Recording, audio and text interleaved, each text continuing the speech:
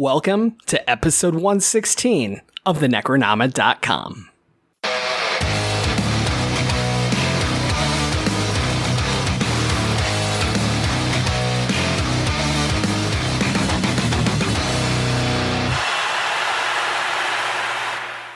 I am James Sabata, horror author, screenwriter, co-host of the podcast you're listening to right now. And one time I wrote a book and dedicated it to Thomas Brungardt, and he still hasn't read it. And I am Don Guillory, author, historian, educator, co-host this podcast. And I definitely empathize with Edward because my next book is a big fuck you to a few people. So can't wait for it to be completed and published. Sounds exciting. So, joining us today for the 39th time, Thomas Brungardt is back, everybody. I'd normally say welcome, but I mean, you pretty much live here, so. That's true. Yeah, I think I have squatters' rights at this point. Yeah, you do. People don't know this, but sometimes I think you're actually on the call while we have other guests and you just don't say anything. So that's cool. Well, I think it's just because I'm a voice in your head and I'm just constantly saying something to you. Or maybe it's because you're messaging me while you're recording, complaining to me about something. That's probably true. I've definitely done that. So why don't you tell our listeners a little bit about yourself if they don't know, because this is their first episode. If you haven't heard my other 40 episodes, not much to report other than I have a project coming out in the next month or so on Funny or Die. It'll be on YouTube via Funny or Die, and it's a project that I've done all on my own. I think I've executed it better than Bo Burnham's thing. So, but I'll talk about it at the end when when we're doing our sign-offs and everybody stops listening, so you don't have to hear me go on and on about it. All right, then. So, this is normally where I say, why'd you pick this film? So I'm going to say that, but I'm also going to ask, why do you keep coming back? We're so mean to you. Well, you guys don't talk to me outside of this. What's this week? This is the only time I ever get to talk to anybody, so it's a privilege to come back on. I chose Nocturnal Animals because there's a few movies that I suggested that James said no to, and we landed on this one. But usually we do movies that have monsters in it, and for me, there's no greater monster than the written word. I've long been an advocate against literacy, so the fact that this movie is about writing a book really pisses me off. But no, I thought it would be a fun movie to do with you guys because you guys are authors, and I'm sure, like Don said before, he's already written his fuck you piece. So I think thematically there's a lot going on. I know it's not the most exciting film. It's definitely not a horror film. I'd say it's more of a thriller, kind of a suspenseful movie, but there's a lot to talk about. I know how James felt about it. Don, did you like this one? Oh, but they don't know that I hated it. We haven't gotten to that yet. You hated it. Yeah. You didn't like it as much as I did. Here, let's put it that way. I liked it the first time I saw it. And I would say I still like it. I think this is probably the third time I've seen it. But I don't dislike the elements that James dislikes at the same level. But that'll make sense when we get through with the show. Right. I mean, it's directed by Tom Ford, who, for those of you who don't know, is a fashion designer. And I think it was his second movie. So there's a lot of choices made that are, more visual than impactful on the story. So there's a lot of really beautiful cinematography, but it's also kind of truncated storytelling. And there's a lot of things that don't necessarily fit. It kind of makes it a little bit more boring, if I'm going to quote James, but I still think the movie works. Like, it's the second time I've seen it, and I knew how it ended, but I still enjoyed watching it. And James, why don't you tell me why you were bored? Okay, so to do that, we have to talk about the structure of the film. So we have our A story, which involves Amy Adams' character, Susan, reading a manuscript that her ex-boyfriend wrote and sent to her. Ex-husband, thank you. I don't know. It phased out. No, I'm kidding. I'm kidding. But and then we have the B story, which is fantastic, which is the manuscript he sent. And my issue with it is that the characterization is so much more fully realized in the supposedly fictitious story versus the supposed real world, where everybody feels like a one-dimensional character who just bored the living shit out of me. Yeah. So I don't know. That's basically it. If I would have just watched the other part of it, I would absolutely love this. Here's what I would say to that. It's to argue against you, but I mean, you're the English major guy, so this is just my reading of it. I see that those people, maybe they weren't intentionally made one-dimensional, but at least with Amy Adams' character Susan, you see how fucking vanilla and boring their lives are. Mm-hmm. And I mean, as far as like what they're dealing with, their profession, nobody's happy with any of the stuff there. So for me, I didn't see the need for any depth with them because they weren't people with any depth. I mean, they were very superficial, and I'm not saying this to hopefully anyone who is into the arts would look at this way, but take offense from this, but there are people that are at the higher echelon in those areas as far as running galleries or shows or whatever fashion stuff gets done. And you realize like they're not as cool as the people that are making the clothes, or they're not as cool as the people who are, behind the camera in a lot of cases. And it would be the same thing if we made a movie about the Kardashians, right?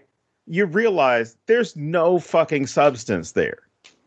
There's a show about them that's lasted 20 years, right? Well, there's a reason why it lasted 20 years, Jane. Are you gonna tell us? It's a cheap show to make. Like, okay. It's like Tosh.0 was. I love Tosh.0, or Daniel Tosh, but his show was on for I forgot how many seasons they counted it. But his argument was like, they can't get rid of me because this show is so cheap. It's extremely cheap to make, as opposed to scripted television where, it's going to be a lot more expensive and you're going to have to get a lot more advertising dollar to support whatever you're creating.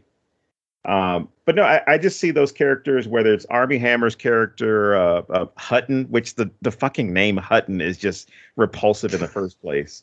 I mean, that screams. That's not even his name in the book. Ford just named him Hutton for no reason. But it's just a name that immediately, for me, it repulses me. And nothing against Susan's, but there's an old bit on Seinfeld, the TV show, where, yeah, Thomas knows where I'm going with it. I do, yeah. Where Elaine gets called Susan, and she gets mad because it reminds her of some woman from her past. And we all have those people where there's this name that you identify with a certain type of person. It's an asshole. They were complete rude to you. They were a complete, like, you look at the name Karen.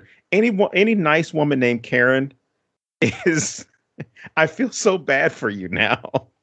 But I mean, they were just repulsive because they had no depth at all. It's, oh my gosh, I think my husband's cheating on me. Oh shit, I heard a woman referenced on his call. Oh, yeah, he's cheating on me. Oh, feel bad for me. Well, I think it's just supposed to show the monotony of her life and the complacency she has. Like that's all it's for. But they do it too much, right? Like. So that's exactly my issue with it. Okay. Because that is ground in. But then when you have the flashbacks where she started dating Edward, that should be exciting as fuck to counterbalance it. Right. And instead, it was more boring than her life with Hutton. Well, you got to remember, she's seeing it as boring because of all the shit that she believed, right? As far as like her mom saying like, you shouldn't be with a man like that. He can't give you what you want and what you need, the all this material shit. He's not good enough for you. You need to find somebody who is good enough for you because he has no drive. Because even that part where she's criticizing his writing, she says, "Oh, well, I started like nodding off, or I started spacing out because you're writing about yourself. You got to write about something else." And he sits there and says, "Well, most writers write about themselves." That's the thing. She's like, well, you need to find something else to do. It just seems like in those flashbacks, she's trying to reason as to why it was okay for her to leave him, as far as finding somebody else to be with and abandoning him. When the reality, it would have been a whole lot better to see it from Edward's perspective, not in the version of a manuscript, where he may have been more excited about it. I mean, he was definitely excited enough to write this grand allegorical piece about how, she was basically dead to him, and, everything that he had that he was hoping to build with her is gone. Well, see, I like that we never meet Edward. Right. I like that we don't know what his perspective is other than what we can infer from what he's written in his manuscript. Right. I think living it through Amy Adams. First of all, I just want to go back to the beginning real quick before we get too bored with the storyline. If anybody decides to watch this movie, just try and get past the first 5 minutes, because the cold open is just a very strange, like, art installation of plus size naked women dressed like circus performers from the 1930s. So it has nothing to do with the movie. It could have been any art installation. Tom Ford was just like, I need a bunch of fat naked women. Let's make it happen. And that's all that is, because it never comes back. Well, I think it's also to show how bored Amy Adams is with life. Like, even this thing that's totally different from what we're used to, she's just staring at it like, why the fuck am I here, when it's her opening? Right. Yeah. She's completely, like, disconnected from her body of work. I get it. It's just a strange choice. On too long. It goes on long. It's that whole, you got your cake and ate it too, and now you don't like the flavor of it. Is what I get. I don't think they her. Care about the flavor. Don, did you look at those women? No. I'm talking about Amy. I'm talking about Amy Adams as far as, like, this whole idea. She got what she wanted out of life, and she doesn't enjoy it. Right? Okay. See. So, but the whole thing with the women at the beginning. I think I texted James this. I said, I wrote it down. So this is a really good moment for, body positivity, right? They're not being ridiculed. They're not being made fun of. The music is very somber. If you change the music and, depending on what you put it there, you make this scene comical. You make this scene very dreary. You make this scene very horrifying, right? I mean, this whole display of bodies. Horrified. I was. Well, but the thing is, it's either the size of the bodies, the nudity, the costumes or the semi costume that you put on them, and the music all together can make a different, I guess, reaction based on who's watching in a lot of cases. When I saw it the first time, it was shocking. The second time I saw it, I was like, okay, well, this is good, because now you're seeing, if these were women that were conventionally attractive by whatever American or Western standards are, you're not going to be bothered by it, right? You're going to look at it and say, like, oh, look at the boobs on her. Oh my gosh, I can see this, right? No, for me, it's not the bodies. It's the framing and the slow motion and just it feels tense. It feels not safe. Okay. That's why it puts me off, not because of what they look like. That doesn't bother me at all. Oh, no. I'm not saying you. I'm saying the general you. Right. But even when you're pulled back into that studio, into that gallery, right? You see the women on the screen where the video's playing, but then you also see these women, like, displayed. And then you immediately, for my case, I immediately get pissed off at everybody in the room, because I'm looking at it from one standpoint of, oh, it's this cool, body positivity thing that's included in the film.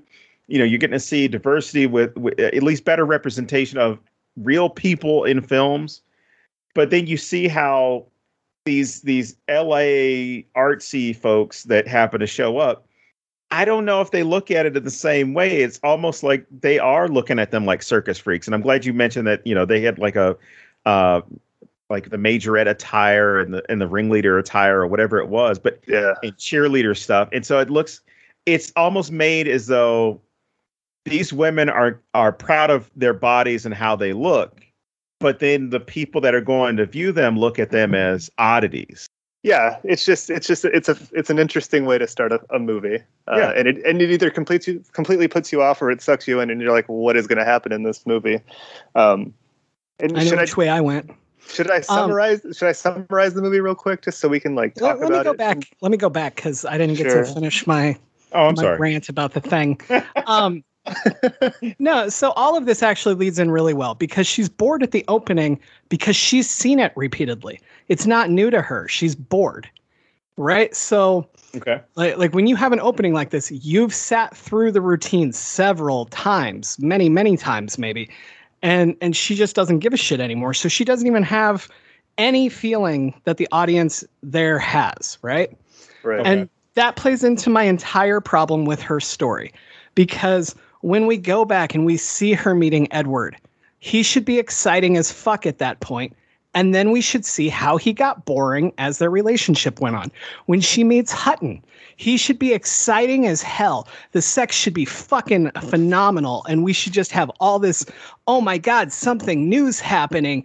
Right. And then she's bored with their marriage. And that's where this story loses its impact because we never get that. We just get everything always sucks. So why the fuck do we give a shit about Susan? We don't. I mean, Susan is the worst part of the movie. But we should. If you're going to waste my time with a half an hour of this movie being about people, I should care about the characters on some level, even if it's hating them. And I just want to cut them out of the movie. All right. Here's one that, and this isn't to counter what you're saying, but I would say this. When you have the book, when you have the manuscript being read and you see that storyline playing out and you have the real life story flashbacks, right? I'm sure all of us, at least as part of this conversation, have read books or even watched films, and you had a deeper connection to the character in that book or in that film than you had with somebody that you knew from. Might be in your family, might be someone from your past, might be someone, that you work with or whatever. And someone you married? Jesus Christ. Really, like these are the two most important men in her life. Yeah. This is shitty story writing, man. There's nothing else to it. But I'm not saying as far as that she's feeling it. I'm just saying as far as from that standpoint of when we're watching this film, we definitely get more invested in those manuscript characters, those book characters from the Nocturnal Animals manuscript, partially because the way the film is carried, shot, and written, but then also this idea of we tend to latch on to fictional characters a little bit easier because of the way it's presented than we do with real people, because you get bored of real people easily. But they are fictional characters. This was all written by the same guy, and he couldn't make that part interesting. Maybe it's just a commentary that real people are not interesting, man. I think you're really stretching. No. I did my exercises this morning, sir. So Thomas, give us a breakdown, and then I'll tell you what I like about this part, and then we can move on. Okay, so there are 3 stories in the movie. There's current day Amy Adams, there's flashbacks to Amy Adams, and then there's the story that Edward, the Jake Gyllenhaal character, Edward is the name of, sorry, I get them mixed up. Edward is his name in real life. Tony's the husband. Yeah, yeah, you're right. Edward Sheffield's the writer, and Tony's the guy. Right, Edward is Jake Gyllenhaal, he writes it, and Tony is Jake Gyllenhaal in the made-up story from the manuscript. So the story arc for Amy Adams and Jake Gyllenhaal is that he is in New York, and they run into each other, and they're friends from Texas, and then they start dating, and they get married. And then she meets Armie Hammer, she falls in love with him, and in the process of breaking up with Jake Gyllenhaal, she has an abortion and aborts his baby.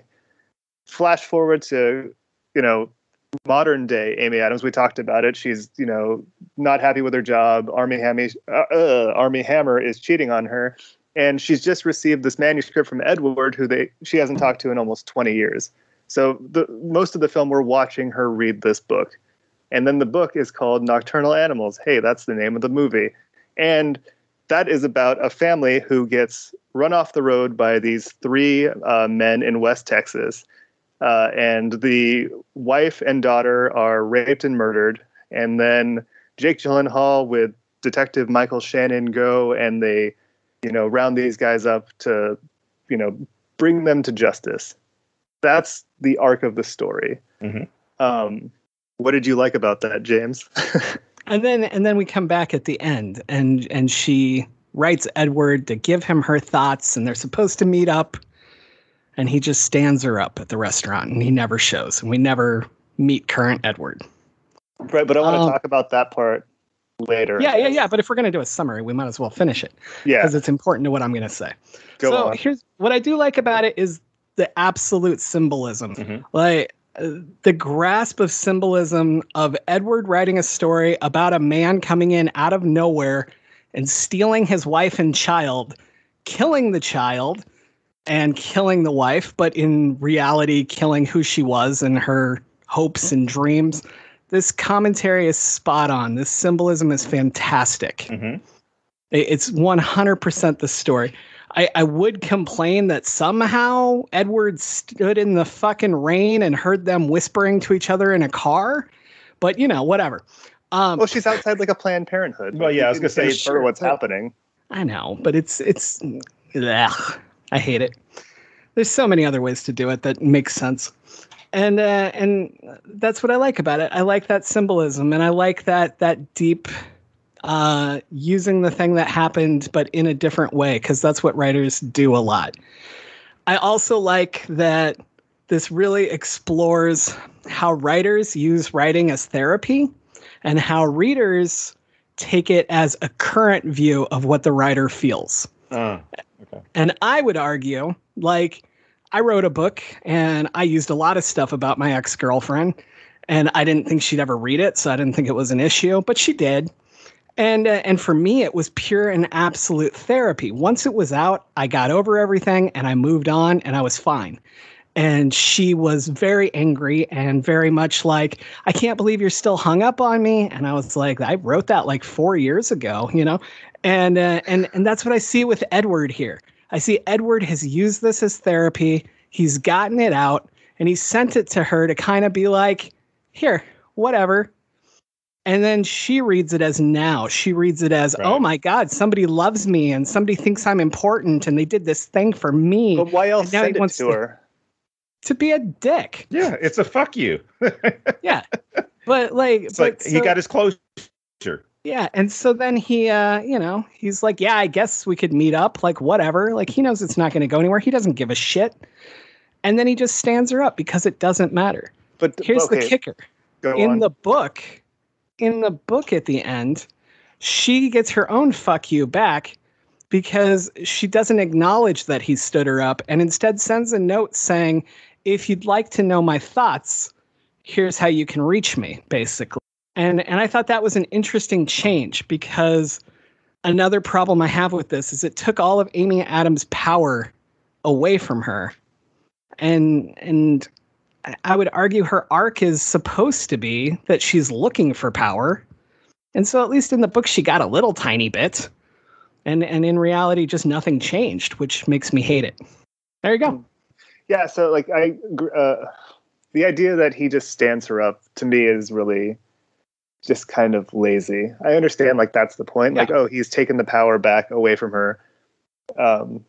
But I was also like, well, because at the end of the story, the manuscript story, when he, tracks down Kick-Ass, what's his name? Aaron Taylor Johnson. They track him down. He kills him, and then he goes outside and falls on his gun and ends up killing himself.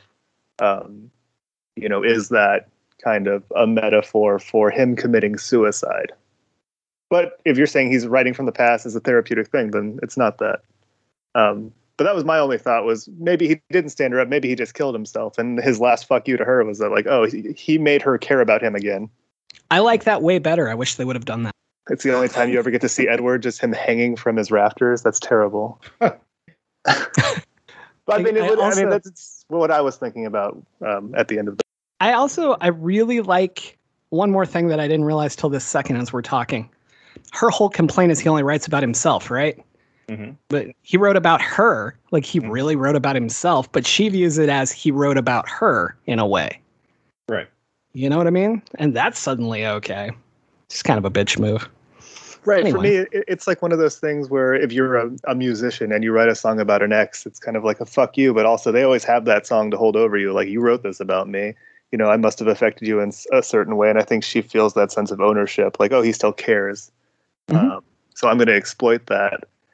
And I think it's what's interesting to me about popular culture and people who create things. Like, you listen to a song, we all have bands and stuff that we like, that we connect to the music with, and we'd all like our opportunity to meet the people who wrote them and just be like, hey, you wrote this song and it really means a lot to me for these reasons, but I don't know you personally. So imagine like knowing that person personally and having them write something that you really connect with. It must be kind of an overwhelming feeling for her to feel so connected to him again after so long, and knowing him as well as she did. I also think it's a structure issue to me, because it's broken up enough that we don't really notice. But if you only pay attention to those parts, this guy shows up 19 years later, gives her a book and says, yeah, let's meet for dinner, and then stands her up. Like, what a nuisance. Like, this guy had no reason to be here at all. And it's not like he ruined her marriage. Armie Hammer's out fucking somebody else and she didn't ditch him to go for this. Like, nothing changed. But what is the point? That's what I don't understand. What is the point of the story of him doing it? Like, I think it was just for his own closure. Like, he finally finished something he started, and it took him 20 years. But I think it was him proving to her that he could do it. But I guess, I don't understand what the point of having it in the movie is. Like, I don't feel like it serves anything. I feel like this would be a much better movie if Nocturnal Animals had been about the book Nocturnal Animals. Well, you can write that screenplay and we can make that one happen. We'll start a GoFundMe for all the movies you want to remake from doing this podcast. So, Don, your ex-girlfriends call you a nocturnal animal. So tell me, Jesus Christ. So tell me about your time in West Texas, as we're going to get into Jake Gyllenhaal. Oh my God. Gyllenhaal, however they want to pronounce their names this week. Well, let's put it this way. One, Texas is a long fucking drive from east to west, right? Like how long? Like the movie 10 hours. The movie said it was going to be a 3-hour drive. Well, no, probably from where they were to where they were going. They had like 3.5 hours left to get to their destination. But they're not going all the way across. Like, how far is it all the way across? Like, all the way across, you're looking at probably like 10, 12 hours, depending on, if you're going from El Paso to like not Brownsville, Texas. Starts with a B. Shit, I can't remember. Sure, from one side to the other. Yeah, to where it connects with Lake Charles, Louisiana. But it's that part of Texas, and no offense to anybody who lives in West Texas, and I'm not talking about El Paso. I'm talking about that stretch between El Paso and San Antonio, or El Paso and Amarillo. It's not a place that you want to travel at night. If you're not used to being in that area, or if you don't want to be in that area at night. So it was a really good device to have in the story. Like, oh, we're just going to go out here. Because I think, Tony's line was something about, the best thing about West Texas is there's no people out here. And so no something and no people. No phones. No phones, no people. And from a horror standpoint or horror fan standpoint, you see that and you're like, here we go. It's about to start. You're going to run into some people and you can't use your phone. But yeah, I've traveled through that area a few times, and yeah, I'm sure it's probably gotten better, but I've lost cell service several times out in that area. And there's some places that seem sketchy that, you just want to keep driving by and don't want to stop. And I'm definitely not going to drive there late at night. Because if you didn't avoid it before, watching this movie will definitely make you avoid driving on these lonely stretches of road in Texas or in the Southwest in general. Yeah, I think that scene in Texas when they're driving and they get run off the road is, I think, the most successful part of the movie from Tom Ford's point of view. Like, I think the cinematography and the way it's lit, it builds tension really well. I mean, you can see where it's going, but there's still a certain sense of unease, especially when they're interacting with the people. And I just think that, like James said, had they made the movie more focused on this story, it could have been even better. Well, you know what? There's I'm sure you can probably cut the film to where it's just this part. You know, it's just the manuscript part or the story part, as opposed to Amy Adams's interactions in the real world. Because ultimately, we don't care about Amy Adams's character. We just kind of want to see what's happening with Tony. Well, yeah, and that's the great thing about this is I think the strength with that part of the film overshadows for some people the weakness, because the first time I watched, I did not, and well, I guess I should say every time I watched, I did not give two shits about Amy Adams's story until, you know, it got to the end and you're kind of like, oh, you stood her up. Oh, good. I didn't care. I didn't care about her husband cheating on her. I didn't care about, you know, the mundanity of her job. I didn't care about the past that she had with Edward.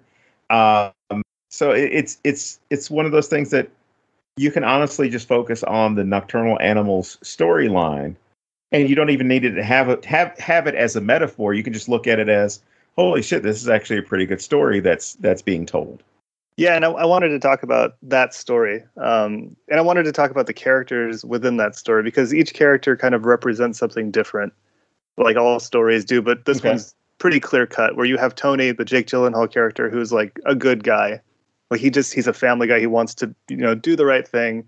He's a reasonable person. And then you have the three guys who ran him off the road. They're the bad people, right? Like they're the people who are just have no morals. They're going to do what they're going to do. And then you have Michael Shannon, who is a good person, or he wants to be a good person, but he is ready to do bad things because he just doesn't care anymore. And I wanted to know who you guys kind of related to. Because for me, I relate a lot to the Michael Shannon character, but I wanted to hear what you guys have to say. Can I just start by saying he is fucking phenomenal in this film? He's the highlight of the movie. He is. He absolutely. Aaron's really close as well. Like, I just want like 10 more scenes of these two going back and forth, because I love Aaron in this and I love Michael Shannon in this, and I think those characters, the scenes where like they're questioning each other and kind of challenging each other, those are great fucking scenes. And Jake's got some good scenes in here as well, but these two steal the fucking show completely. With that said, I absolutely identify with Tony in the car trying to I just want to get to where I'm going, man. You know, like, I don't want any trouble. Like, why the fuck is this happening? I don't ever want to identify with the rest of his story, but I definitely see myself there. And I also totally get pieces of Michael Shannon, because the guy has had everything taken from him. He tried to do it the right way, and now like the cops are trying to get him fired, and he's dying, and he literally has no reason not to do it the other way. So he's just trying to get justice. And I totally fucking get that too. All right. Well, I'm just going to say, just so anybody who's listening to this would not see me as premeditating any type of action.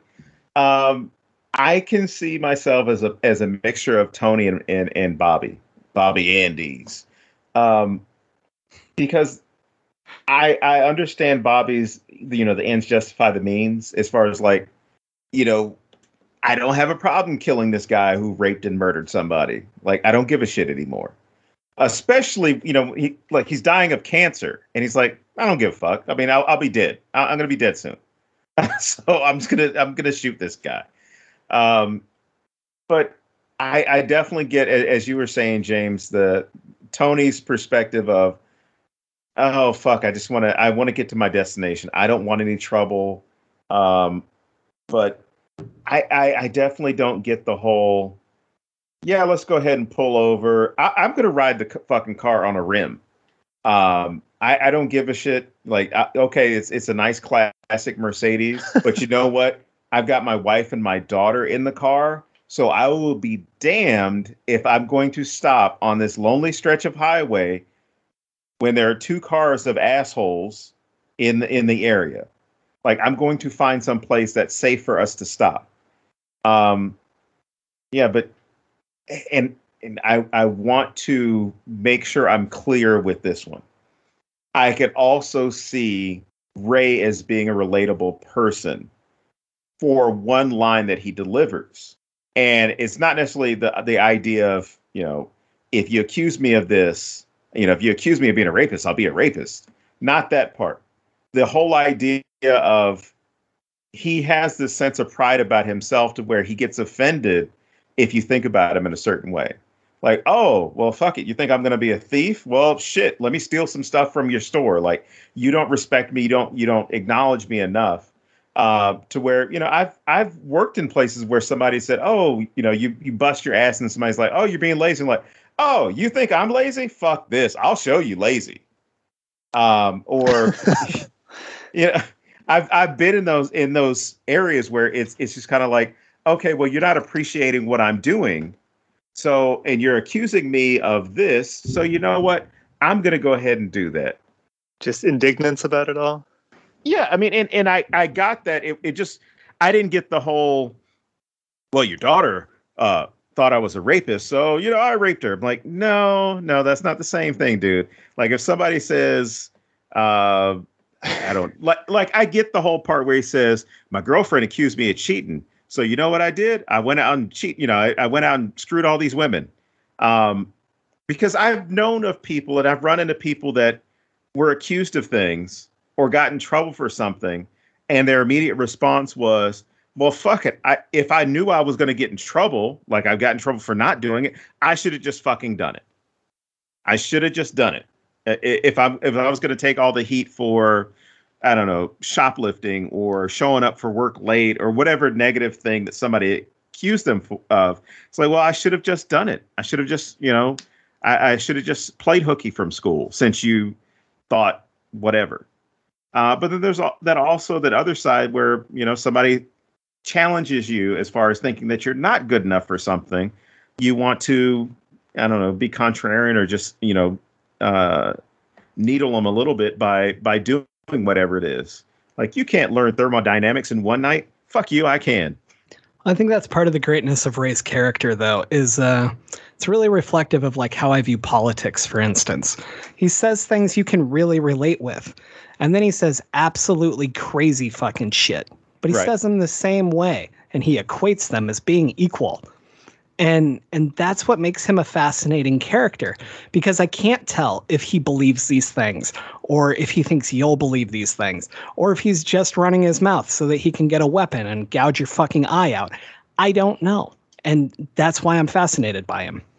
Plus, he shits outside naked, everybody. He's a plumber. Look, I was a little bit jealous of that. I'm not coming to your house. No. I don't mean in that sense. Like, I have I have a family farm in Virginia, right? So they had an outhouse. When I would go visit as a kid, there was an outhouse. So that's not something that I looked at and was like, that's strange for him to have a toilet out, right outside on his porch. So when I was a kid, they had an outhouse. And then they had like an indoor, I guess, water closet, because it wasn't really, plumbing and everything was hooked up. It was a place that you could go to the bathroom and, you had to empty it. But then, they got all their plumbing and everything in the house. Because again, this was an old property. I saw the toilet and I was like, holy shit, that's awesome. Like, you're out on it's not like you're in in a residential area as far as like he was living in a mobile home. So it's not like you're in a mobile home park or you're not in an apartment tenement building or anything like that. You've got your toilet outside. But if you have your own land, why not have one outside? What were you going to say, Thomas? Oh, I don't want to respond to any of that. No, I think all the things you were talking about with the way that Ray conducts himself and the things he says, where you don't know if he's trying to convince you or if he's just said those things so long he's trying to convince himself. I think that's just his defense mechanism. Because they established that he was accused of rape before, and I imagine talking his way out of it was what worked for him before. And he just, keeps doing it the way he wants to do it. He seems like a very unique guy with the outdoor toilet situation. But, I mean, it's just, he's just a great character, even though he does terrible things. But the one thing I wanted to talk about, as far as why I relate to the Michael Shannon character, is this is going to sound like a joke because it's coming from me, but it's not a joke. It's every day is a struggle for me not to be a bad person. You know what I mean? Like every day I have to actively try to be a good person because every thought I have is bad. Not every thought. I'm not a psychopath, but I have to actively tell myself, like, you shouldn't do certain things in certain situations because it's not an appropriate thing to do. And I think that I really relate to that character because, he is at that point where he's like, fuck it. I'm not going to live much longer. I'm just going to do what I need to do. And in my early 20s, I felt kind of the same way. I had medical issues. We didn't know what was going to happen. And I was just kind of like, fuck it. I'm just going to live my life. I'm going to burn every bridge. I'm going to piss off everybody I know. And then I'm going to fucking die. And you know what happens when you do things like that? You don't die. And then you have to repair relationships for the rest of your life. But I relate to characters like, Michael Shannon's character or somebody like, Walter White in Breaking Bad, because I get that feeling of nothing really matters much anymore because I'm not going to be around for very long. So when he's like, we can do this the old fashioned way, we can track this guy down and just kill him. We have every reason to. I was just like, yeah, just fucking go kill him. Because for me, my whole thing is like, I'm always ready to fuck somebody up. I'm not going to unless like somebody gives me a reason to, but I'm not actively like James, you were saying, like, you want to be the more passive type. Just let me do my own thing. You got your problem. I'm just going to go on my way and live my life. And I do that on a day-to-day basis. But in my mind, I'm like, let's fucking go. Like, I'm ready to fight. And I've been in situations where, like, I've gotten into trouble because, I let something escalate because I was completely willing to be put in that situation. And that's what happens with Michael Shannon's character is it escalates and he puts himself in a situation and, he ends up killing somebody. I would love to have just seen that be the movie. Like as much as I said I wanted to see Nocturnal Animals, I would rather literally just watch Michael Shannon's arc. Like finding out that he's dying and having nothing left. And then just going after like cold cases that like got away from him, but he knows they did it. Like that would have been a great fucking movie. I would have watched the shit out of that. Yeah, that character is wonderful. And I think compelling enough to carry its own story. Like when he wasn't on screen, I wanted him to be on screen. Like, why isn't he always around? Well, and just his, like the level that he connects with us. Like I would argue that he's the character we connect with the most in this film. And maybe that's me. Maybe I'm generalizing, but I feel like he's the character Ford connected with. Like the writing of this, I feel like he wanted him to be a star in this. And I don't feel like he felt that way for every character, and it shows. Yeah, and I think the development of his character is more like the kind of character you would see in a play. Like the way he's introduced and the way he conducts himself. It's very theatrical, to me at least. Yeah. Mm-hmm. No, I'd agree with that. Either way, goddamn, he's great. It's worth watching it just for him. Oh, most definitely. Well, going into this, Don, I wrote Thomas and I was like, oh, you had me at Michael Shannon and Isla Fisher. And he's like, well, I have good news for you and I have bad news for you. But well, I think the cast list is misleading because you look at it and you're like, oh, it's Jenna Malone, it's Isla Fisher, and they're not in it very long. And you could argue that the characters in the real world with Amy Adams, like Isla Fisher and her other assistant, and it could have been one person the whole time. It doesn't matter that it's all these different people. Yeah, but very strange. I don't because I mentioned this earlier, right? With the whole idea of that lonely stretch of highway and the kid. I'm sorry, the wife and daughter getting abducted. But my mind immediately, the first time as well as the subsequent times that I watched it, I thought about how you exactly go about this, right? And of course, there's that one painting. I think it's during that Jenna Malone scene. There's that one painting that's in the studio that says "Revenge" on it, or the painting of revenge. Mm-hmm. And when that comes up, each time I've watched the film and that painting comes up, it's it's been there long enough to where Amy Adams' character forgets that it's even there, right? And then, Jenna Malone's character says, "Oh, that's been here since so and so. That's been here for a while." Like, and she's just now kind of opening her eyes to that. And I think the thought of revenge really doesn't hit anyone until they've been in a situation where they feel like they need to seek it. We all kind of think about, oh, this is exactly what I would do if my kid were kidnapped or my wife were murdered or both, right?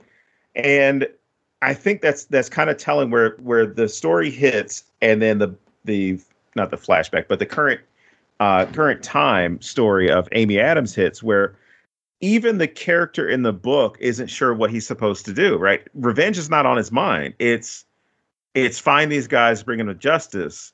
And it's not until you really have Michael Shannon, as Thomas was saying, it's not until Michael Shannon has that whole idea of, hey, we could do this the old-fashioned way.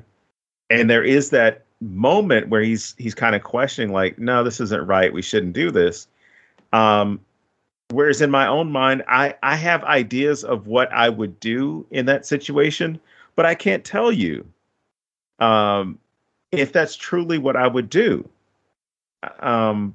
or even how I would execute, the revenge or the seeking of justice, or if I would even do it. And you shouldn't tell us, because that would be premeditated. And no. It would be premeditated if it were a specific issue. If I were to say, hey, if someone would have hurt my daughter, I'm going to take the jumper cables that I have in my road emergency kit. And I just told you not to do this. Introduce this is going to come back to haunt you in court. No, it's not, because I would never do that. I would never do that. We all know you have a bug out vehicle for the zombie apocalypse. I'm going to see myself on the stand now, and I'll be like, oh, yeah, go back and check out our Nocturnal Animals episode. And that's when I'll pull out a platter of chicken wings. I'll just start eating them right there. I'm like, I don't think you know how court works. What were you going to say, Thomas? I was going to say you would just promote the podcast under oath. No, what I was going to say is that you see Jake Gyllenhaal's character go from like a dumbfounded dad of like, I don't know why this is happening to me, to the end where he's just like ready to kill. For me, there was like one moment that was a very serious scene, but I couldn't help but chuckle. When he gets they backtrack, and him and Michael Shannon and their little deputy chauffeur backtrack to where it all went down. And you see this frame shot of a beat up couch, and on the couch are just two naked women. It's Isla Fisher and their daughter, because it's these two redheads. Who else could it be? Right. And Michael Shannon's over there checking out the bodies, and it pans back to Jake Gyllenhaal, who's standing there, like waiting there, like expectantly, and he's just like, "Well, how are they? Okay? Is she okay? Come on, guys!" But that just shows you like his state of mind, where he's still like got hope in his life, and he thinks that it's going to be okay. And then you just watch it, one shit show after another. Like they arrest a guy, but they have to let him go. And then they find the guy, but they can't arrest him, and they can't hold him. Like eventually he's just driven to madness, where he's just like ready to like kill somebody. Yeah. I do like that Michael Shannon has the same look the entire audience watching this film has. Like, are you fucking stupid? Like, but that's what I love about Gyllenhaal, is that he is a character who can come off incredibly smart, but is also just kind of a rube. Like he has that Southern kind of sense of just like, oh, he's not terribly smart, is he? But I think that's just him being a good actor. Yeah. Well, and there's even that parallel where Amy Adams Susan calls her daughter. I mean, it's weird at this moment, because you're like, oh shit, who is that in the bed? She's calling to check on her own daughter, to see how she is, and she's laid up with a man. I'm assuming in her dorm room, the same way that in the book it's described that the mother and daughter are posed or staged on that couch in the middle of the desert. Yeah.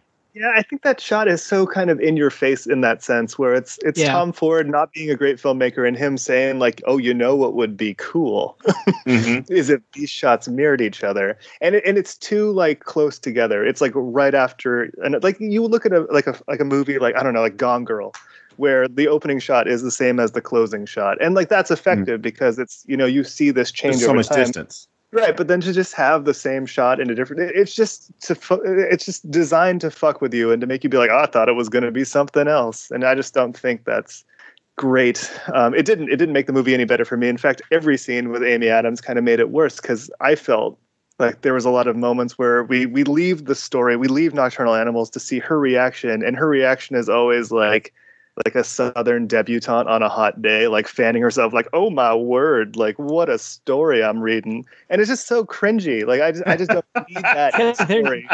I don't even feel like some of her reactions are appropriate. They're not, like, it's not measurable to what she's been reading. Like she reads something about like, oh, the mother and daughter got raped. I'm just going to sink into this tub a little bit further. I feel like Ford was just on a mission to get people naked. And like, so he was like, oh, we'll put in these ladies at the beginning, and then we'll have these people naked, and the dead people will be naked on the couch, and let's recreate that with other naked people, and then Amy will spend a ton of time in the shower.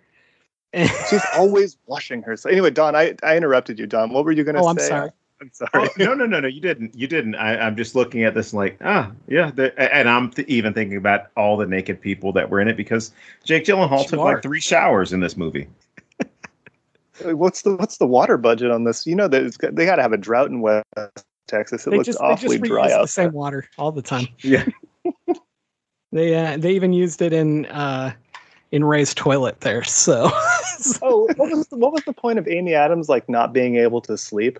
Like they made it seem like such a thing, and like she's hallucinating looking at Jenna Malone's baby. The story's fucking with her so bad, man.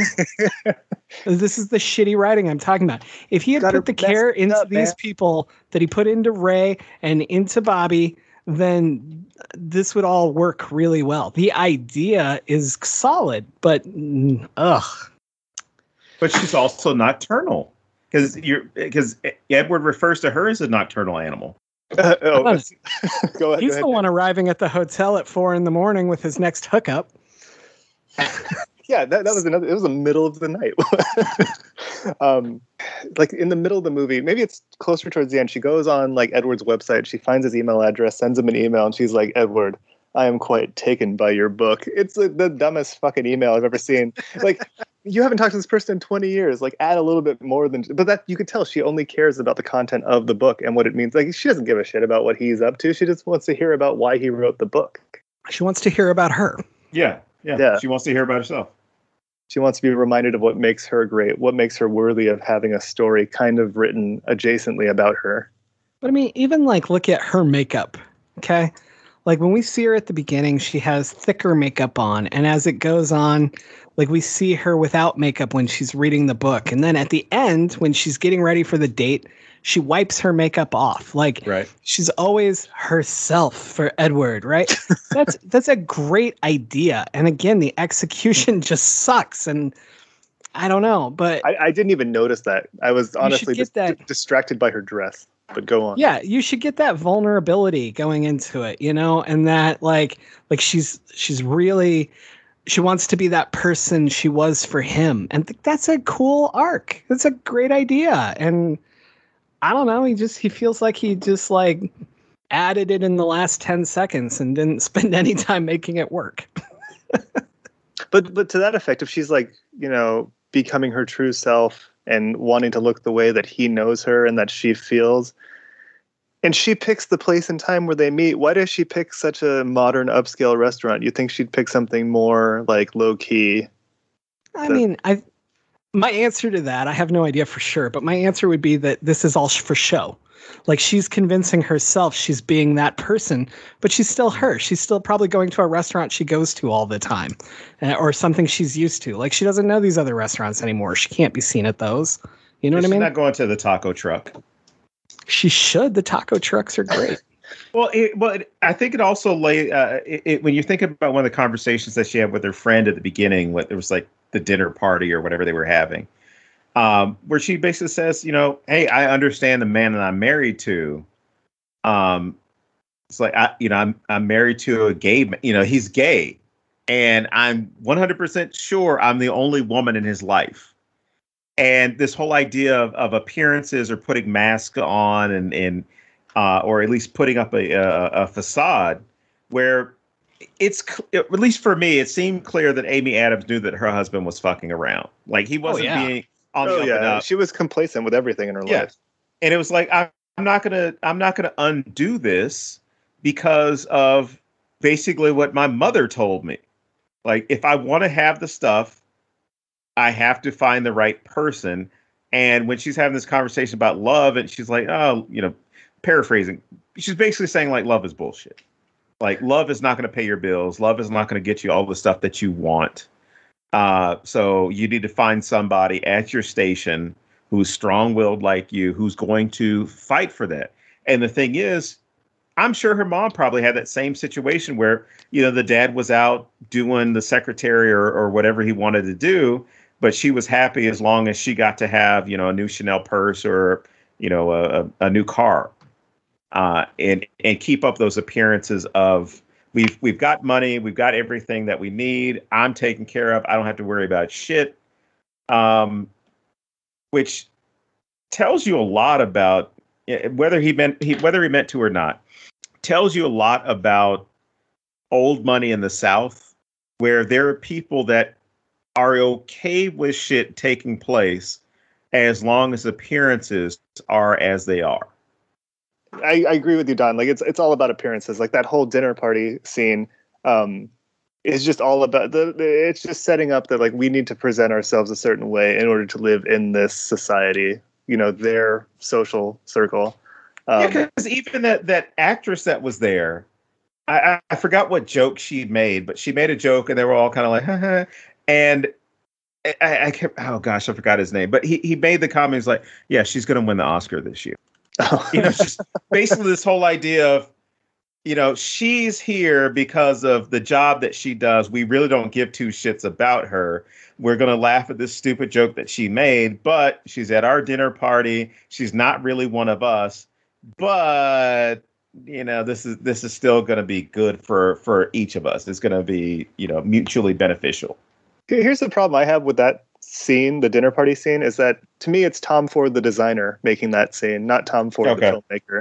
Because like I see somebody, and this is where a big cast with recognizable names kind of takes you out of a movie sometimes. Because I saw Michael Sheen and I was ready for some crazy shit to happen, and nothing really happened. She's just like, oh, he's the gay husband of her friend, and that's fine, and he's there for a conversation, but also visually, that party looks like it's happening at the Capitol in Pan Am in the Hunger Games. Like, who are these people? Why are they so extravagant? Like, it doesn't have a point. Like, they could be dressed just like Amy Adams, and it would be more effective than these, outlandish, eccentric friends she has, and they've figured out life. Why can't she? And it's just, for me, I was like, whatever. Like, it's not that important to establish this. No, I think saying that that's the designer instead of the director, I think that really hits an important thing with this whole film. Like, there's so many great shots, like you said. Like, he's very good at that mindset, but it leaves a lot lacking. I don't know. I didn't think about that watching it because I didn't know that about him. I don't know anything about him. And hearing that from you kind of like really puts into perspective a lot of the things I don't like about this film. Well, and at points, sometimes it feels like every movie has product placement, but there are certain scenes where you're like, is this just fucking Tom Ford's fall collection I'm looking at? Like, did he just want to dress people in his dumbass clothing? Like, it takes you out of it. You're like, I don't care. Send me back to West Texas. Put me in that world again, because I'm tired of this one. Nobody likes it here. We want to go to West Texas, damn it. Said no one ever. It's okay. You don't have any listeners in West Texas. All of your listeners are in like Croatia.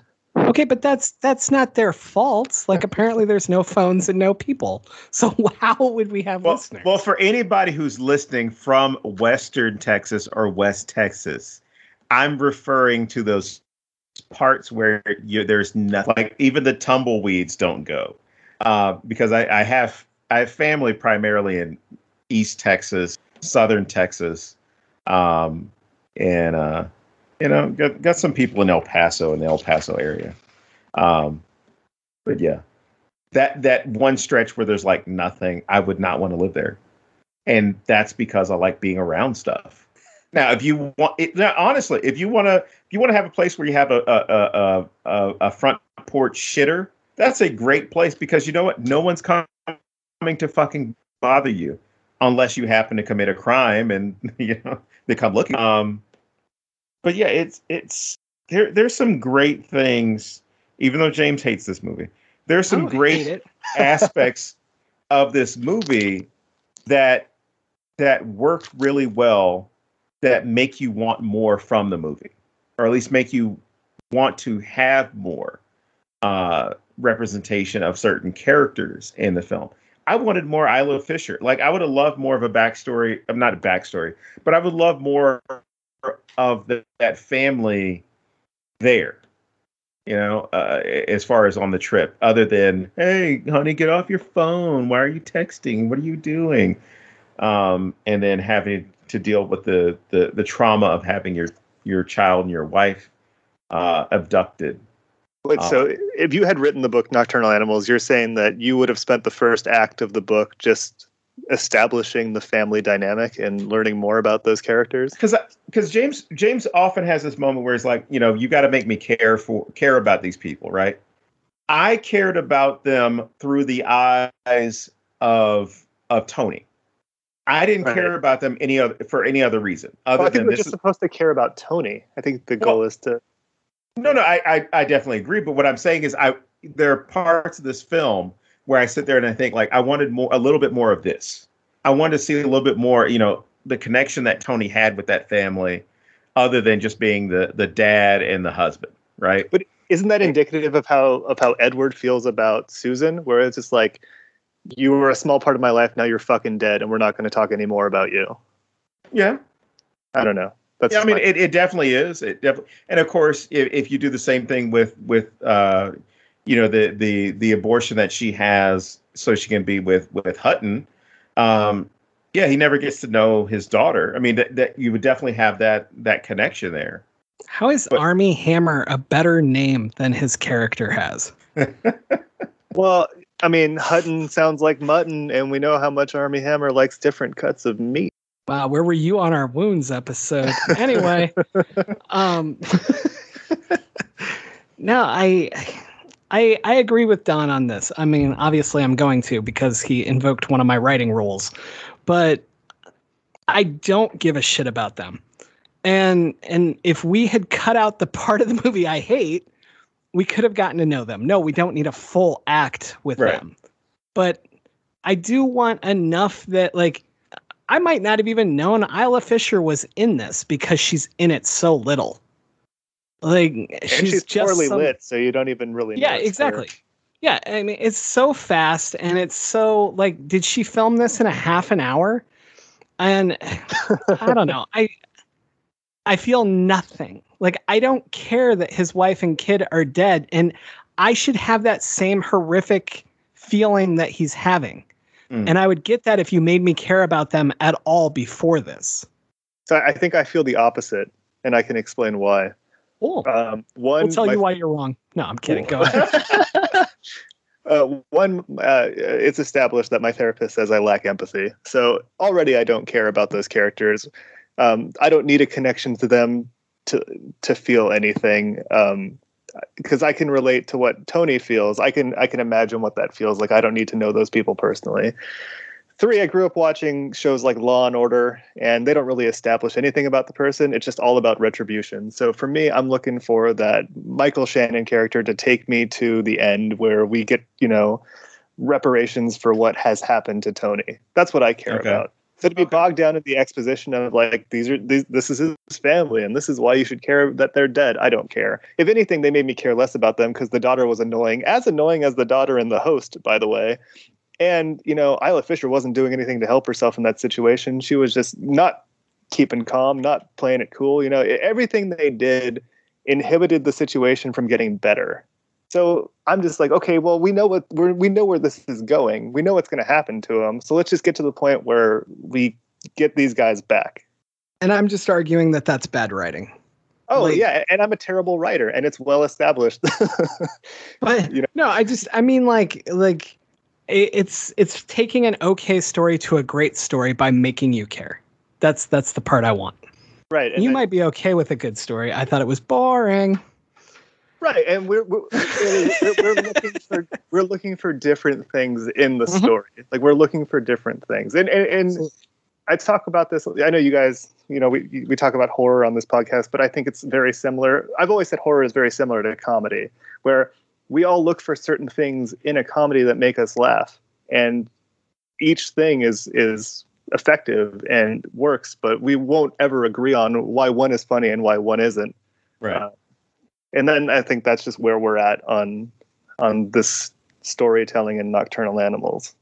Well, I mean, if you look at like My Own Marriage, my wife's favorite comedian is Jim Gaffigan, who I really can't stand most days, and she definitely does not. I hate Sorry.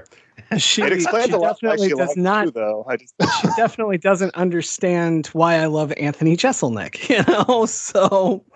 Right. Yeah, and it's why I can watch a movie like Clerks 1,000 times and be completely happy with just the dialogue being funny, and somebody else can't watch it because there's nothing slapstick or there's nothing crazy happening, right? It's just a difference of taste. And that's, I think, where we're at on this one, which is completely fine. Like, I totally understand where you're coming from. I just think that would make the movie more boring for me, whereas what I liked about it made it boring for you. And that's why you're not allowed to pick movies anymore. Well, you know what? Hold on. Next time I get a frantic message from you telling me I need to be on this, maybe you'll listen to me when I suggest things like Killing of a Sacred Deer that I've been pitching for 2 years to get on this show. We haven't even had this show for 2 years. Yeah, but I've been trying to get you to watch that movie. But our 2-year anniversary is coming up August 5th. Anyway. Well, congratulations, and I don't care. I know. Well, maybe just for that, we're not going to get your 40th episode in by then. No, but going back to... Oh, can my 40th episode be the movie This Is 40? Just throwing it out there. You're not allowed to come back. All right, so let's bring this back to the movie, damn it. I guess one of the things that I really like about this is I don't see a lot of movies like this where they show how slow the justice system is. Like years go by while Tony's trying to get his revenge. Mm-hmm. And I thought that was just fascinating because I don't see that a whole lot. Like, it happens, but it's not the norm by any means in film. And I was kind of wondering, what do you guys think? Like, I guess my big gripe with it is it wasn't drilled in enough. Like, they kind of mention it here and there, and I would have liked to see more change as it's happening. But, like, what do you guys think about that whole concept of how slow justice is and kind of why Michael Shannon goes the way he does? Well, it makes sense in the context of this film because it's a small town in West Texas. Things are going to take a while because they don't have a lot of manpower. But you're right, they don't do a good job of showing the passage of time because I think they just mention, like, oh, it's been a year since we've talked or something like that. And yeah, that's basically exactly what it is, yeah. But you don't see what happens to Gyllenhaal in that time. Like, for me, it's like a movie like Castaway where you see what happens to him and then it's boom 5 years later. Like, I hate a time jump. And if you're going to do a time jump, you need to change something drastically about that character to make it seem like it's been a year. But you don't see his physical appearance is the same. I also like how they made that character in the story like just jacked and ripped and just a man. But Edward in real life is just, Jake Gyllenhaal and, slight and slender. And, it's his projection of what he wishes he is. But that's not important. I think that had they made him, I don't know, grow a beard or grow his hair out, just show him devolving a little bit would have made it more effective. I wonder, though. Well, there's only that one moment where he says, "Oh, you look different," and say, "Oh, yeah, shaved." Like that's the only thing that that could have been yesterday. Yeah. Well, and that's the thing. That doesn't give you an indication about how he remembers him a year prior. Like, he could have been like, "Oh, you." He's like, "Have you been eating?" Noticing that he's lost a lot of weight, or he's gained a lot of weight, or any number of things, right? Or he shows up with a new family, and he's like, "Why are you calling me about this still?" Oh my God! the family he's been hiding, or he's drinking. There are different ways he could be dealing with the loss of his wife and daughter.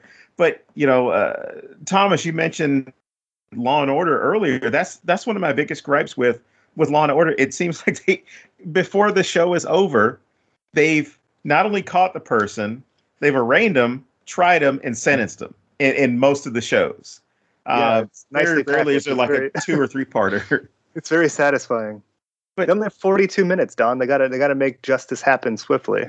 Well, yeah, but even when it comes to the legal process itself, right? Even if this doesn't happen to be West Texas or rural areas where you might have to deal with different sheriff's departments or different police departments, you still are going to run into a backlog of cases in a metropolitan area, where you would think it might be faster for it to go in this area where there aren't that many people, or the process to be faster where there aren't that many people, as opposed to, let's say, if this happened to have taken place in El Paso or in San Antonio or Houston or whatever. Yeah, I could definitely see it, because there was where I am right now in Oxford, there was a guy who murdered another college student over the summer, and his trial still hasn't happened. He was arrested within I think about a month or maybe 2 months after the fact. But I think there's been an arraignment, but there hasn't been anything close to a trial yet. And I think there was another murder that took place around that same time, and I haven't heard anything about that person being brought to trial for his case. I like the way you made it sound like you're at Oxford University. No, I said in Oxford. I said in Oxford. I didn't say at Oxford. If I didn't know where you were from, I would never think that Oxford is a city. Come on, son. This is the Harvard of the South, as people say it. Could you imagine how boring the movie would be, or any show like Law and Order, if it was the real world duration of a case? And I think that's but I think that's why justice is so frustrating and so boring, and it's so hard for people to care about, because you have a big trial like we recently had with Derek Chauvin. It's like, yeah, everybody's on board. We want to know what happens. And then he's found guilty. And you're like, great, let's send him to jail. And they're like, oh, but sentencing isn't for 6 weeks. And you're like, well, fuck, I'm not going to wait 6 weeks for that. Like, I don't have that kind of time. And that's why Law and Order is only 42 minutes, because you want to know how it ends, because it's satisfying that way. It's just frustrating otherwise to have to go through the whole damn thing. It's like the show Broadchurch. I don't know if you watched that show, but the first season was great, but then like the second and third season was just one like court trial. It's like, what the fuck do I care about 10 episodes about one trial? Just give it to me in 40 minutes. And that's the problem I have with the justice system. It doesn't make for good TV. What's sad is that somehow a defense that I would expect a lot of people to have. It doesn't make for good TV. Because it's hard enough to hold my attention for one episode of Law and Order. Like I just sitting around waiting for verdicts and waiting for appeals and all that. It's just so mundane and so clinical, and it should be. That's what it is. But it doesn't make for an entertaining thing to watch. And I think that's why movies push the agenda on court. And it's not true to life. This isn't how things work in real life. But it's a fictitious story within a movie that's also fictitious. I'm just angry because Doc Brown told me that by 2015, the court system would completely change. Because lawyers would be abolished. Yes. And clearly that didn't happen. Lying asshole. Well, these things happen. All right. What else do you got, Don? Oh, man. Well, I guess if everybody's okay with what we talked about. Definitely not. Just kidding. Go ahead. Oh, no. I mean, as far as like covering all the stuff, there are two other things that I noticed with this. Edward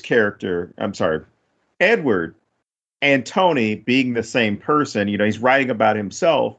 And there's that one line where it says, I should have protected them. Right. So it almost seems as though he feels emasculated at the fact that, or at least in writing this, he feels emasculated that Hutton would come in, take his woman, and then force her into aborting his child. right? It seems like he had this opportunity to do whatever he could to be in love, to create a family, with his wife, and it was this idea of like somebody came in and took that away from him, right? And using Ray in the book or the manuscript to represent Hutton. But I that just sticks out to me that it's that idea of that responsibility or that regret or that fear or that emotional connection to something that got taken away from you, and whether that was from your own doing or somebody else's, or I'm sorry, it was from your inaction to do something or from somebody else imposing their will. This idea that he couldn't do anything, and in the real world, there's nothing he can do to get that back. But in the book, there's something that he can do to, exact justice or somehow get some retribution upon those that did him wrong, or at least cause some type of injury towards him.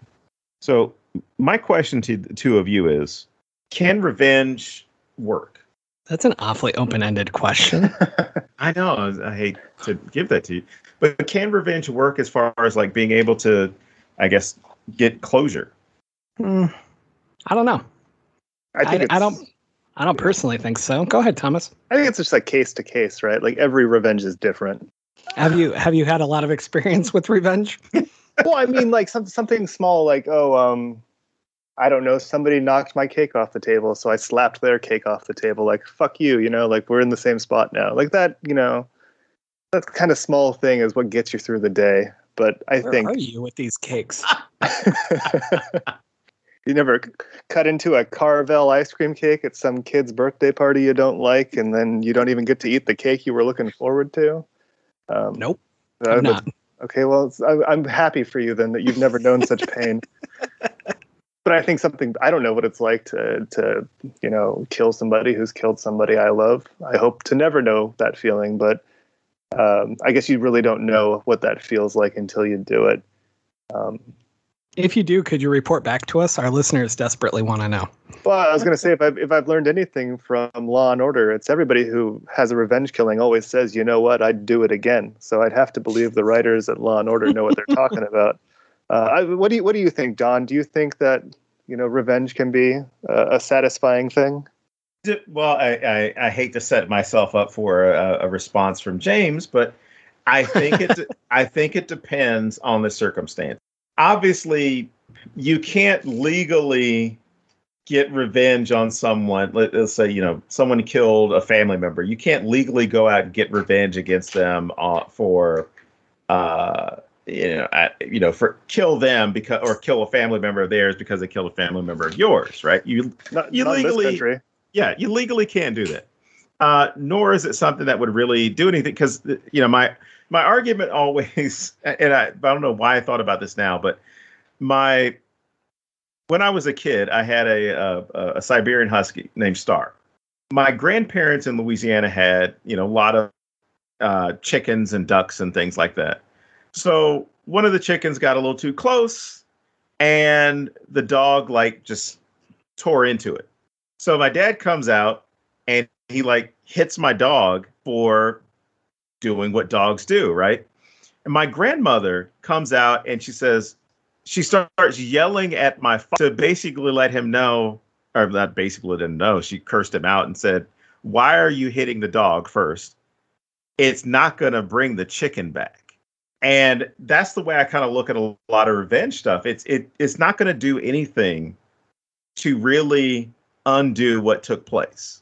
And I could see some small scale revenge stuff as far as like Thomas just said, as far as somebody knocks your cupcake or your ice cream cone over or out of your hand. It might feel good at that moment, but then fuck it, I still don't have my ice cream cone or cake or ice cream cake. So I don't know if there's ever a best revenge. I think there's a way to fuck with someone and to get back at them. But I don't think there's ever going to be a revenge that's going to make things equal. Okay, where do you stand as far as Michael Shannon was, where he's in a situation where he's dealing with people who have killed people and who could potentially kill people again? But if he kills them, they can't do that, and he knows that he's not going to kill anybody else. So does that justify it? Where you say, well, I'm saying from Tony's perspective, as far as like going out there and I need to do something about this. I can definitely understand that, and I can definitely understand it from the standpoint of what I just said is probably not how I'm going to feel if I'm in that situation. I'm not going to look at it and say like, you know what, I shouldn't go after these guys because it's not going to bring my daughter and my wife back. I'd probably would be very violent and uncontrolled.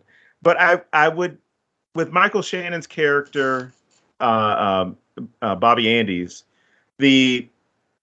I agree with him in that part because it's been so ingrained in him that justice is a very important thing, right? The law is a very important thing. These guys broke the law. These guys did something fucking horrible. We know it was you guys, but since we couldn't get you the legal way, we're going to quote unquote do it the old way. I'm with him on that because he is still operating as a guy of the law, even though he's acting outside of the law to do this. So I think in his mind, it's not necessarily revenge, it's justice. Would it change your mind if we didn't know if the person was guilty? Well, then we get into a film recommendation that I would have at the end, which is, the little things, where there is that debate over whether or not the guy you're going after is the one. I think if you convince yourself that it is the person, it doesn't matter. Even with another movie like Memento, Guy Pearce's character is looking for this guy who killed his wife throughout the whole movie. And in one of his moments of clarity, he basically says like, well, you fit the description. I mean, in his head, he's saying like, well, this guy fits the description, so I'm going to go after him because he understands like, oh, I've been going after the wrong people all this time, but I need to do this to keep going. This is my purpose in life. So I think someone can convince themselves that it's the right thing to do. Everyone else is going to determine whether or not it was the right thing to do. I mean, yeah, you're always looking for a justification for what you're doing. Mm-hmm. Yeah. I mean, Ray has justifications.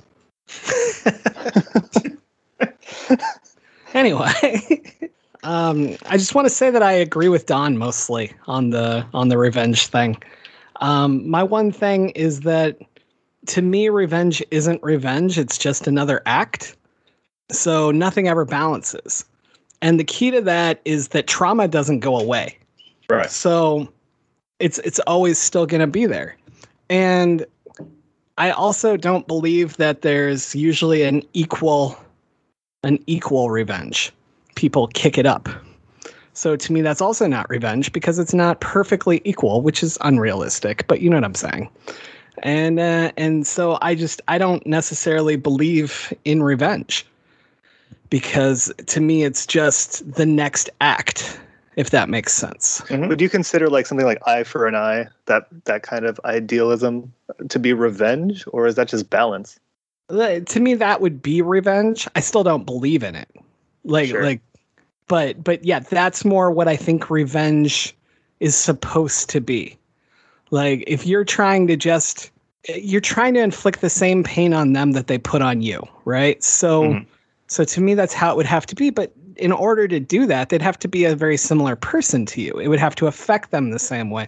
It just gets into this weird surrealism thing with me because none of it's real. But for me, I think it's different. I think it's different for me, where I don't think that Tony wants to inflict the same pain onto Ray that he inflicted onto his wife. I think it's more like Ray has a hard time existing in the world knowing that these people are still out there and that these people who hurt his family are still alive. And for him to kill him isn't revenge for the crime. It's more just closure for him to move on. Well, I would also argue that he would be perfectly fine with them just going to jail. But that didn't happen. Like, if they had been arrested at the beginning, I think that he would have moved on with his life. But it's because he never gets justice. And same with Michael Shannon. He knows that justice isn't happening. That's why he wants to take it into his own hands. So I don't really know that it's revenge so much as it's more somebody has to stop you. You have to pay in some way. And what I mean by that not being a revenge is to me, revenge is a reactionary thing. And it wouldn't take years to happen. So it's more of I don't have any other choice and you still need to pay a penance. That's fair. Well, I have one more question for you guys. This is the best interview I've done all week. Go ahead. Okay, so put yourself in this situation. You're driving, you get run off the road. Your wife and daughter get raped and murdered. Your car's abandoned, and you don't know what to do.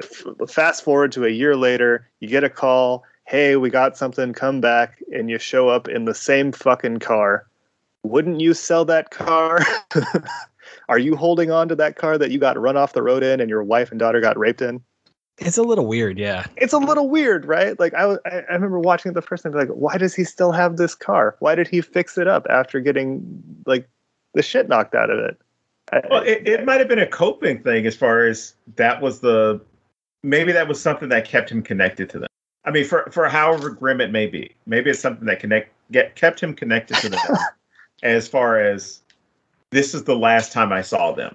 Maybe. For me, I guess, I make millions of dollars from the podcast. So I have like 37 cars. So, I mean, I wouldn't even remember which car it was. Yeah. Well, for me, it's more like a vanity thing where like, Tony's standing there looking at the car, debating whether or not to get it fixed. And he just thinks, man, have you seen me in this car? I look pretty good in it. Let's get it fixed. No, I think it's really weird. I really do. Like, how could you ever get in and look at the passenger seat and not think about your wife or look in the back seat? Like every fucking time. But then also, like, for some people, that's part of grief. It's keeping that pain alive, because if you don't, you're forgetting them and you're moving on when you shouldn't, and that makes you feel guilty. So, I mean, there's a lot of ways you could go with it, but I find it weird because the car was really beat up. And there comes a point where I think insurance would just be like, yeah, we're gonna. Where every time he interviews somebody, he's like, hey, do you recognize this car? Surely there could have been a way around that. He's not very good at his job. He should be keeping that car as evidence. So yeah, why is it out driving around? Fingerprints? Oh, they did find fingerprints in the car. That's true. And then they had to print like 47 other people to compare them. Yeah. Fucking justice system, man. Before we recommend it, I actually do have one more thing, and this goes back to Amy Adams' character Susan. I just see her as that person that thought they got what they wanted.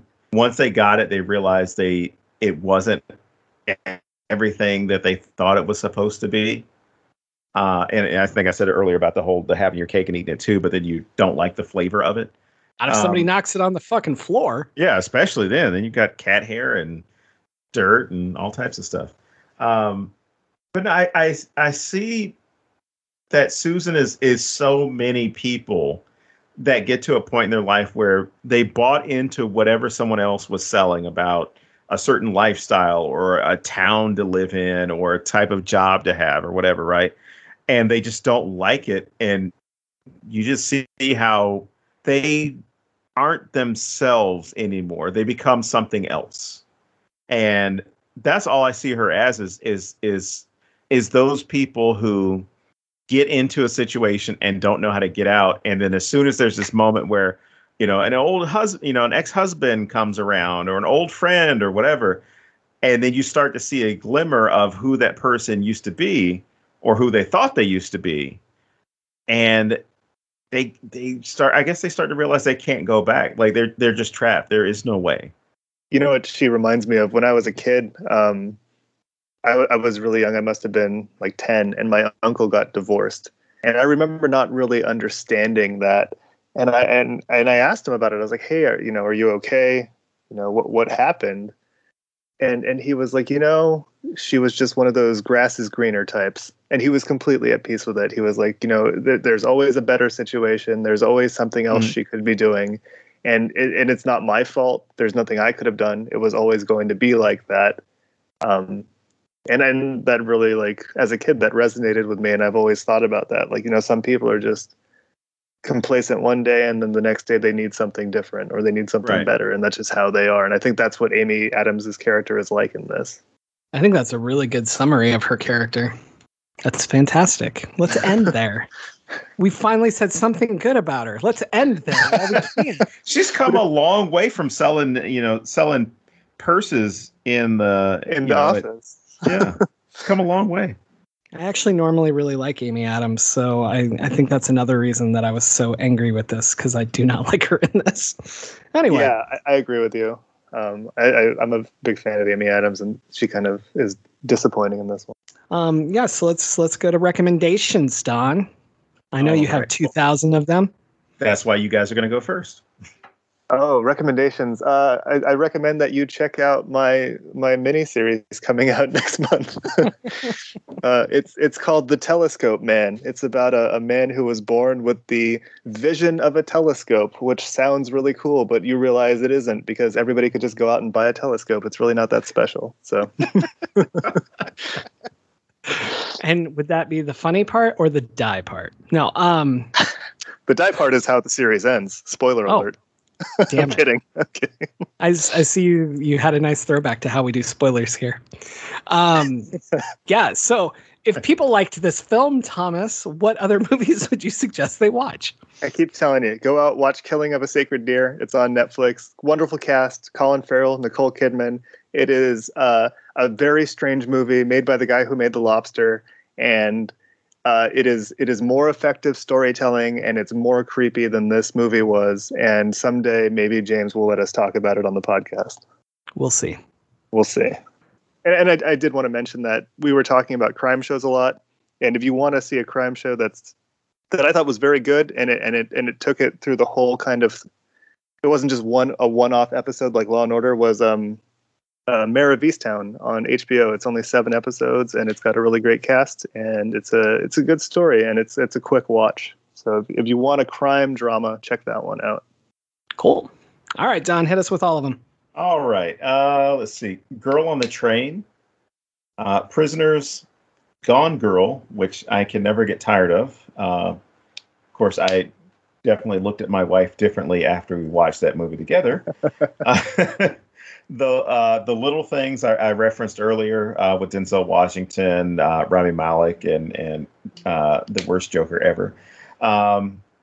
Mystic River, Promising Young Woman. If you love Westerns, especially things that take place in West Texas, Hell or High Water, True Grit, No Country for Old Men. I've got Cape Fear as well, Cold Pursuit, Man on Fire, Kill Bill Volume 1. I don't like Volume 2. And if you really like Amy Adams and want to see her in something similar to this, but a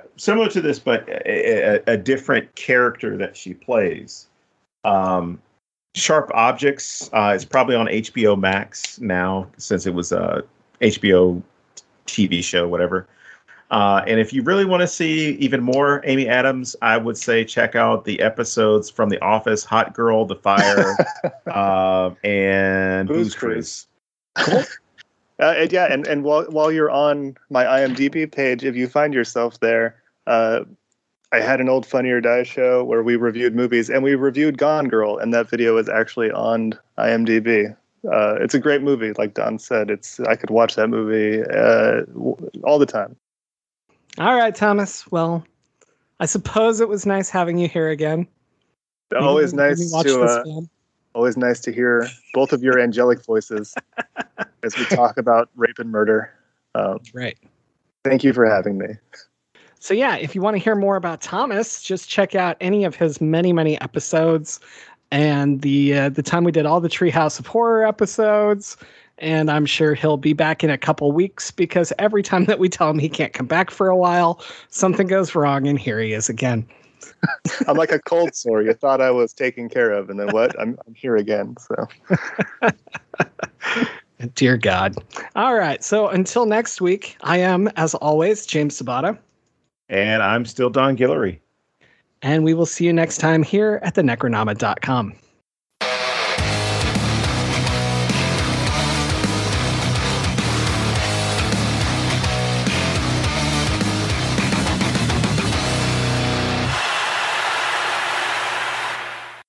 I know nobody ever listens to these to the end, so donkey balls, monkey fucker.